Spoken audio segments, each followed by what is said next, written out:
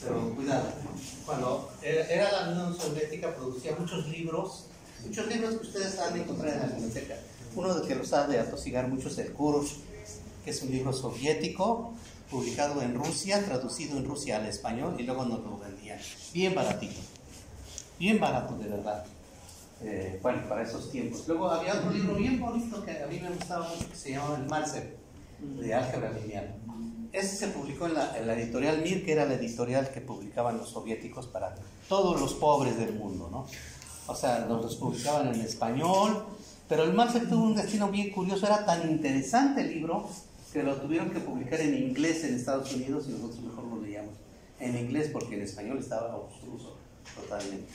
Era un español medio ruso, medio no sé. Si ustedes leen los libros de la Mir, hay un eterno traductor que es un tal Aparicio, candidato a doctor. Y todos los tiempos en que se publicaron los libros siempre fue candidato, no sé si era del PRD o de algún candidato que siempre pierde, ¿no? Pues nunca pasó a ser doctor. Bueno, de todas las traducciones que yo vi, siempre tenía eso. Entonces tenía libros bellísimos de matemáticas recreativas, de álgebra recreativa, de física recreativa, todos de la editorial Mir. Ustedes los pueden encontrar, yo creo que en la biblioteca, si los husmean, ahí los pueden encontrar, pues son ediciones muy viejas. Se publican allá por el año 70, 60, 70. Y los gringos nos respondían con otras publicaciones, ¿no? El Live, en selecciones de Rodríguez Salles. Es una cosa así espantosa, ¿no? No se lo recomiendo para nada. ¿Sí? En el Instituto de Física, en la biblioteca, hasta la parte de atrás, hay una librería que es como más o menos, mínimo la mitad del salón, de madera, en una vitrina que hasta arriba dice Física Soviética, es puro libro rojo. Una vitrina completa. Yo me acuerdo que en el Politécnico una vez me invitó mi asesor de doctorado, dice, vete al Politécnico, allí tienen cantidades enormes de artículos soviéticos. Y sí llegué ilusionado, pero estaban en ruso. De plano, topología en ruso es realmente difícil, ¿no? Porque la topología en español. Bueno, pero había muchos en inglés y les gustaba mucho publicar en francés. Bueno, en francés sí no me lo leía, pero en ruso sí. Pero bueno, en el Politécnico sí se aficionaron mucho a la cultura soviética. Producía mucha ciencia. Después de la caída de la Unión Soviética se vino para abajo la ciencia. Yo me acuerdo mis maestros de topología, que eran de la Universidad de Lomonosov, una de las mejores de la Unión Soviética, acabaron siendo taxistas en Moscú porque no había empleos para los científicos. Hacías computación, hacías ciencia estratégica, es decir, ciencia aplicada a la milicia, al ejército, te contrataban inmediatamente, cualquier lado del mundo, ¿no? Entonces estos maestros que hacían topología, pues, la topología como que se come, ¿no? No mata a nadie la topología, hasta donde yo sé. Entonces, no es interesable. Se vinieron a México y actualmente siguen trabajando en la UAM.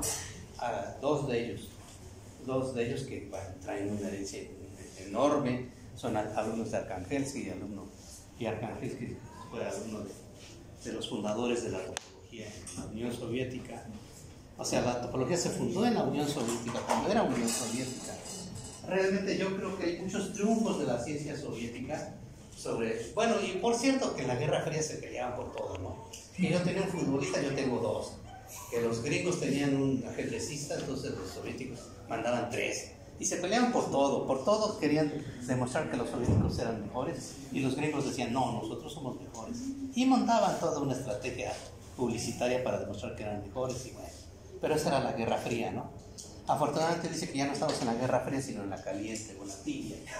Algo así, ¿no? Porque ya la guerra de ideologías ya no es tan acendrada, ¿no? O sea, si ustedes ven, hay una película por ahí de los años 80 o 70 que dice, ahí vienen los rusos. Y se trata de un submarino que cae en Nueva York. Y dicen, es un submarino ruso, imagínense rusos. Y todos tienen miedo a los rusos en Estados Unidos y los rusos le tienen miedo a los gringos porque sí, la Guerra Fría se basaba en el miedo mutuo, ¿no? Entonces, bueno. Pero bueno, sí, traten de leer libros soviéticos. Hay libros del Fiskunov, por ejemplo, es un libro de cálculo hecho para ingenieros. Pero si ustedes lo leen, apenas se le da uno el ancho, ¿no? Bueno, para ingenieros soviéticos, ¿no? Entonces, no. Y luego hicieron algunos otros libros así bonitos de álgebra. El curso es un libro de álgebra, de teoría de juegos, de cálculo en varias variables, de ecuaciones diferenciales. Pero resulta que los soviéticos tenían un algoritmo muy terrible. Eso hizo que, por ejemplo, Kolmogorov, que era uno de los mejores analistas, dijera que estaba harto del marxismo. Porque a los pobres científicos, si tenías la dedica de ser científico en la Unión Soviética, te adoctrinaban los jóvenes del Komsomol. El Komsomol era algo así como la juventud comunista de la Unión Soviética. Entonces Kolmogorov se tenía que atascar de cursos de marxismo, porque no querían científicos que estuvieran despolitizados, ¿no? Lo que sucedió es que odiaron el marxismo, porque nunca se les enseñó bien el marxismo. Y Kolmogorov es uno de los que más aportaron a la ciencia soviética en el área de análisis matemático. De hecho, Kolmogorov y Fomin, que era su alumno, publicaron un libro de análisis matemático bellísimo. O sea, si ustedes pueden también leerlo, es un libro muy duro, muy difícil, muy complicado, pero enseña bastante, ¿no? Sobre análisis funcional y análisis matemático y funcional. Pero bueno, solamente les estoy dando un poquito de historia de lo que nosotros vivimos cuando yo era estudiante. O sea, era bien curioso porque decían, por ejemplo, los rusos decían el teorema de tal que terminaba Niski, ¿no? O sea, según es un ruso. Y los gringos contestaban, no es el tema de otro gringo, ¿no? Entonces se peleaban los nombres de los teoremas. Y realmente uno no le interesaba para nada de quién era el padre de ese teorema, sino que lo que decía el teorema, ¿no? Y bueno, o sea, lo que pasa es que decían los soviéticos, nosotros tenemos tradición de ciencia desde hace muchos siglos, los gringos no. Y es cierto, los rusos tienen tradición de ciencia desde muchos siglos antes. Desde muchos siglos antes. Bueno, pues con saber que el inventor de la tabla periódica fue un ruso, ¿no? Entonces ya con eso uno dice, bueno, un aporte a la ciencia mundial enorme, ¿no? Y si ustedes empiezan a notar, los rusos estaban enclaustrados allá en el invierno ruso, que es un invierno de muchos meses, y pues no salían para nada, ¿no? Entonces cuando algún francés o algún alemán iba a Rusia, se quedaba pasmado por lo que sabían en Rusia, enclaustrados bajo la nieve, ¿no? Pero bueno, esa es una historia interesante que es parte de la historia de la ciencia. Pero si ustedes observan, casi siempre, como el viejo axioma dice, la historia la hacen los vencedores. Y yo creo que hasta ahorita ha vencido la organización capitalista, o sea, los gringos y todo el mercado común europeo y todos esos que se basan en el capitalismo, ¿no? Bueno, pues han siempre dicho que la ciencia aparece en el Renacimiento, y no es cierto. La ciencia aparece en Turquía, aparece en los sumerios, aparece en la India, aparece en China, aparece en Vietnam, para irse más lejos, en lugares ignotos, totalmente ignotos, que se la pasaban pensando esas gentes cosas extrañas y raras sobre crecimiento, sobre decrecimiento, sobre convergencia, sobre cosas rarísimas, y las escribían en su idioma. Entonces, ¿quién las iba a leer? Pues ellos, los de ahí en para nadie más. Entonces, se hacía mucha ciencia local con una perspectiva internacional muy grande. Y eso me lo traigo a colación porque ahorita que venía subiendo dije, bueno, ¿y los actores qué hacen? Pues los actores son los estudiosos del dinero, ¿no? ¿Y el dinero qué es? Pues es la representación capitalista del valor. Pero no hacen teoría del valor los actuarios, hacen teoría del dinero, hacen teoría financiera, pero no hacen teoría del valor. ¿Quién hizo teoría del valor? Pues un señor que se llamaba Carlos Marx. Y nadie lee teoría del valor, ningún economista lee teoría del valor. Y acá no se da teoría del valor, que por cierto no solamente es marxista, sino nació un poquito antes. Nació con Adam Smith y con David Ricardo y un montón de economistas ingleses, que se le llama la escuela clásica de la economía inglesa. Pero bueno, nadie sabe de eso. Entonces dijo, ¿pero qué van a hacer estos cuates cuando se den de topes y aparezca una crisis? Porque no se entiende la crisis, porque todo se hace desde una perspectiva nada más financiera. O sea, creen que el dinero es por sí, para siempre. No es cierto.